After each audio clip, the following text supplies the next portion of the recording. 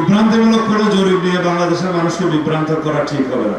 আপনারা যখন আন্দোলনের ঘোষণা দিয়ে যমুনার সামনে অবস্থান দেওয়ার ঘোষণা দিয়ে যমুনা থেকে সরে এসে এখন গঙ্গার কিনারে দাঁড়িয়েছেন, ভবিষ্যতে যারা রাষ্ট্র পরিচালনা করবে তারা যেন সেটা মাথায় রাখে যে এই দেশে স্বৈরাচারের কোনো জায়গা নেই। যারা গণতান্ত্রিক আন্দোলনে শরীক হয়েছে তাদের কিভাবে জুট হয় আমার কাছে এটা বুঝে আসে না। ফ্যাসিবাদের কোনো জায়গা নেই এই দেশে। যারাই গণতন্ত্র হত্যা করবে তাদের পরিণতি এরকম হবে। দীর্ঘ 17 বছরের সংগ্রাম ছিল তত্ত্বাবধায়ক সরকার ব্যবস্থা প্রতিষ্ঠার মধ্য দিয়ে। তত্ত্বাবধায়ক সরকারের অধীনে বাংলাদেশে জাতীয় সংসদ নির্বাচন অনুষ্ঠান হবে। আমাদের সে দীর্ঘ লড়াই সংগ্রামের ধারাবাহিক প্রক্রিয়ার মধ্য দিয়ে 2024 সালে রক্তের সিঁড়ি বানাতে বানাতে সেই জায়গায় গিয়ে ছাত্র গণ অভ্যুত্থান সৃজন হয়েছে। এই ছাত্র গণ অভ্যুত্থান শুধুমাত্র 36 দিনের লড়াইয়ের মধ্য দিয়ে প্রতিষ্ঠা হয় নাই।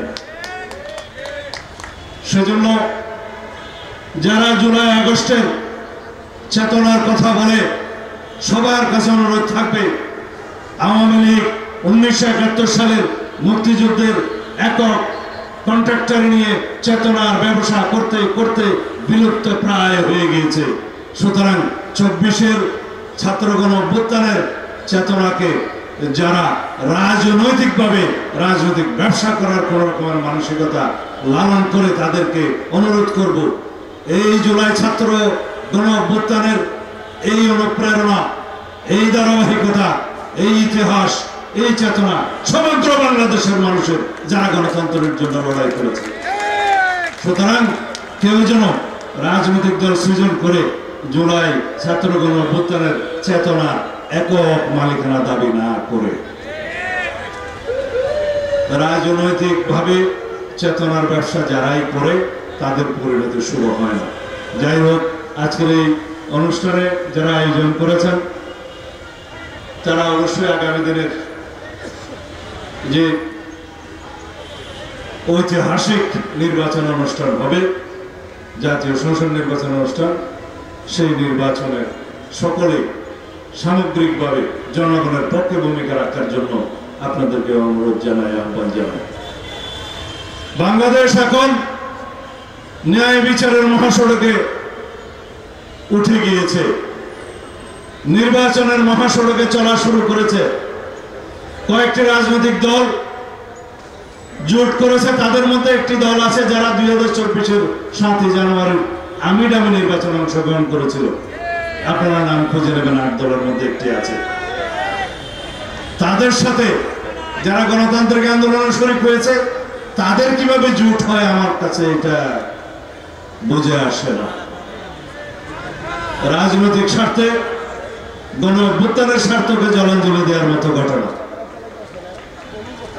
সুতরাং দলীয় সংকীর্ণ রাজনীতির ঊর্ধ্বে উঠে জাতি যে আকাঙ্ক্ষা দীর্ঘ 17 বছর যাবৎ ভোটাধিকার প্রয়োগ করার জন্য যে আকাঙ্ক্ষা পোষণ করছে এদেশের গণমানুষ, সেই আকাঙ্ক্ষার বিপরীতে যেন আপনারা না দাঁড়ান।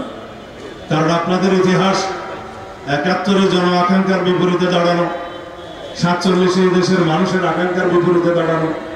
এখন যদি আপনারা বাংলাদেশের মানুষের আকাঙ্ক্ষার বিরুদ্ধে দাঁড়ান তাহলে জনগণ আপনাদেরকে প্রত্যাখ্যান করতে পারে। আমি জানি, বুঝি, আপনারা হয়তো আপনাদের দাবি দেওয়ার জন্য 5 দফা না কয় দফা দাবি দেওয়া আপনারা দিয়েছেন, সেই দাবি দেওয়ার জন্য আপনারা আন্দোলন করেছেন। একটা কি নির্বাচনের লেভেল প্লেইং ফিল্ড স্থাপন করা, সেটা নির্বাচন কমিশন এবং সরকার করছে। আরেকটা ছিল বিচার যেন দৃশ্যমান হয়। বিচার যথেষ্ট দৃশ্যমান হয়েছে, বিচার চলবে, এটা দীর্ঘ ধারাবাহিক প্রক্রিয়া। বিচারে কোনো সময় রেখা নির্ধারণ করে দেওয়া যায় না, তাহলেও বিচার হয়। স্বাধীন বিচার ব্যবস্থা বিচার নিশ্চিত করবে ফ্যাসিস্ট শেখ হাসিনা সহ তার দোসরা আওয়ামী লীগ আশ্রয়ীদের যারা মানবতা বিরোধী অপরাধ এবং গণহত্যার দায়ে জড়িত, এর বাইরেও যারা যারা এই সমস্ত অপরাধের সাথে সংশ্লিষ্ট সকলের বিরুদ্ধে। তারপরে কি নির্বাচন অনুষ্ঠান করা, নির্বাচনের তফসিল তো আগামী সপ্তাহে অথবা 2 সপ্তাহ পরে ঘোষণা হতে পারে শুনেছি। এরপরে আপনাদের দাবি শুনেছি পিআর নামে আপনারা জিকির করছেন। তো বাংলাদেশের মানুষ, একটা জরিপে দেখা গিয়েছে 70% মানুষ তাদের ভাষায় পিয়ার নাকি চায়। আর একটা নিরপেক্ষ জরিপে দেখা গিয়েছে 56% মানুষ পিয়ার কি জিনিস বোঝে না। তাহলে আপনাদের এই 70% মানুষ কি এর মধ্যে নাই? বিভ্রান্তিমূলক কোনো জরিপ নিয়ে বাংলাদেশের মানুষকে বিভ্রান্ত করা ঠিক হবে না। হ্যাঁ, আন্দোলন থেকে রাতারাতি সরে আসা একটু লজ্জা শরমের ব্যাপার আছে, কিন্তু জাতীয় রাজনীতিতে কৌশলে জনদাবির সাথে একাত্মতা পোষণ করা অত্যন্ত জরুরি। সেটা আমি জামায়াতে ইসলামের ভাইদেরকে অনুরোধ জানাবো, জনদাবির সাথে একাত্মতা পোষণ করে নির্বাচনের মাঠে দাঁড়ান।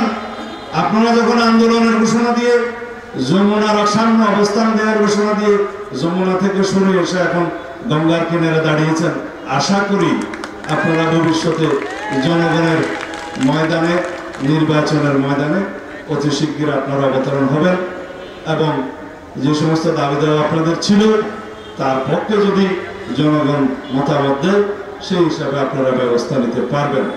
আশা করি আগামী জাতীয় সংসদ নির্বাচনে বাংলাদেশের মানুষ গণতন্ত্রের পক্ষে ভোট দিবে। আর বাংলাদেশে বাংলাদেশ জাতীয়তাবাদী দল বিএনপির অপর নাম হচ্ছে গণতন্ত্র। বাংলাদেশ জাতীয়তাবাদী দল বিএনপির অপর নাম হচ্ছে শহীদ জিয়ার রাষ্ট্রপতির সৃষ্টি করা বহুদলীয় গণতন্ত্র। বাংলাদেশ নামক এই রাষ্ট্রটি যে সূচনা শহীদ রাষ্ট্রপতি জিয়া রহমানের কণ্ঠস্বরের মধ্য দিয়ে হয়েছে, ইনশাআল্লাহ তার উত্তরসূরি, সুযোগ্য উত্তরসূরি দেশনেত্রী বেগম খালেদা জিয়ার সুযোগ্য উত্তরসূরি বাংলাদেশের এই গণতান্ত্রিক আন্দোলনের সর্বোচ্চ নেতৃত্ব, ফেসিবাদ বিরোধী গণতান্ত্রিক আন্দোলনের চূড়ান্ত পর্যায়ে যার সিদ্ধান্তে এই দেশ ফেসিবাদ মুক্ত হয়েছে, জনাব তারেক রহমানের হাত ধরেই এই দেশ উন্নতির, প্রগতির, উন্নয়নের চরম শিখরে ইনশাআল্লাহ উন্নীত হবে। আমরা সেই দিন দেখার অপেক্ষায়। খোদা হাফেজ। বাংলাদেশ জিন্দাবাদ।